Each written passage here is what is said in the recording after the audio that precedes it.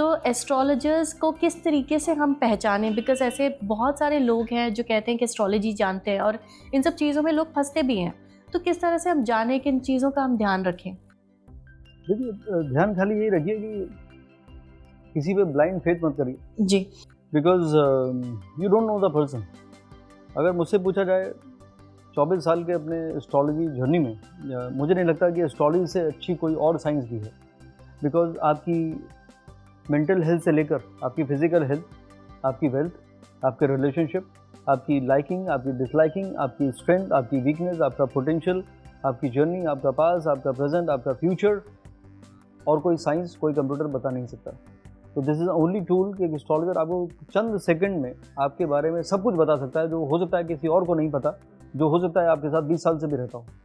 तो इतनी खूबसूरत साइंस है, इसे डिवाइन साइंस कहते हैं, और वेदों का पार्ट है, और इतने 8,000 10,000 साल पुरानी साइंस अभी तक चल रही है।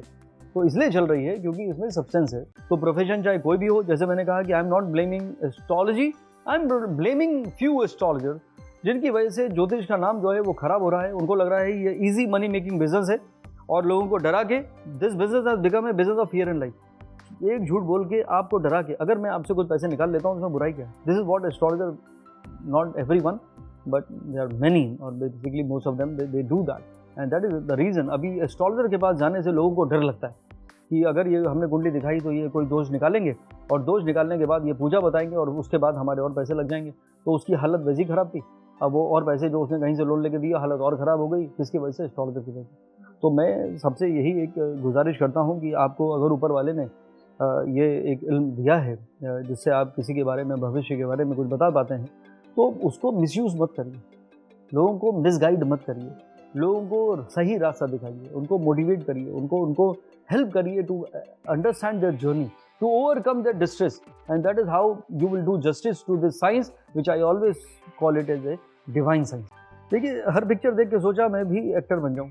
मुझे बिल्कुल पता नहीं था कि मैं एस्ट्रोलॉजर बनने वाला हूँ। I wanted to play for India, cricket खेलता था मैं, एक ही मेरा सपना था, और हर शहर में जाता था तो एस्ट्रोलॉजर से मिलता था, अपनी कुंडली दिखाता था कि बताइए, मैं हाथ दिखाता था कि मैं कब इंडिया खेलूँगा। वो हुआ नहीं, लेकिन मुझे ये ज़रूर लगा, एक ज़रूर मन में एक शिकवा रहा कि इतने एस्ट्रोलॉजी तो इतनी अच्छी साइंस है हमारे, जैसे आयुर्वेदा है, ऐसी ज्योतिष है, हज़ारों साल मैंने कहा वेदों का पार्ट है, तो ये क्यों नहीं, राइट क्यों नहीं हुई? तो मैंने एस्ट्रोलॉजी सीखी गुस्से में एक्चुअली, कि I want to know whether it really works, कि मैं इंडिया क्यों नहीं खेल पाया। सब ने कहा हाँ ये करिए, वो जाएगा, वो करिए, सब कर लिए, कुछ हुआ नहीं।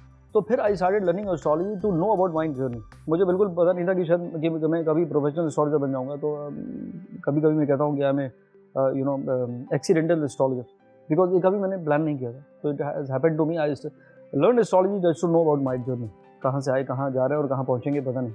तो but I feel I am blessed. आज मैं वो कर रहा हूँ जिससे दुनिया मुझको ट्रस्ट करती है, जिसमें मैं लोगों को सही गाइडेंस देता हूँ। कोई आज डिप्रेस है, जैसे जीने की उम्मीद छोड़ दी है, कोई किसी को लगता है कि वो ज़िंदगी में कुछ नहीं कर पाएगा, उसको मैं हौसला दे सकता हूँ, उसको मैं सही डायरेक्शन बता सकता हूँ, लोगों को सही गाइडेंस देके उनके रिलेशनशिप में बेटरमेंट ला सकता हूँ, हेल्प कर सकता हूँ to take right decision at the right time. तो it is a great responsibility.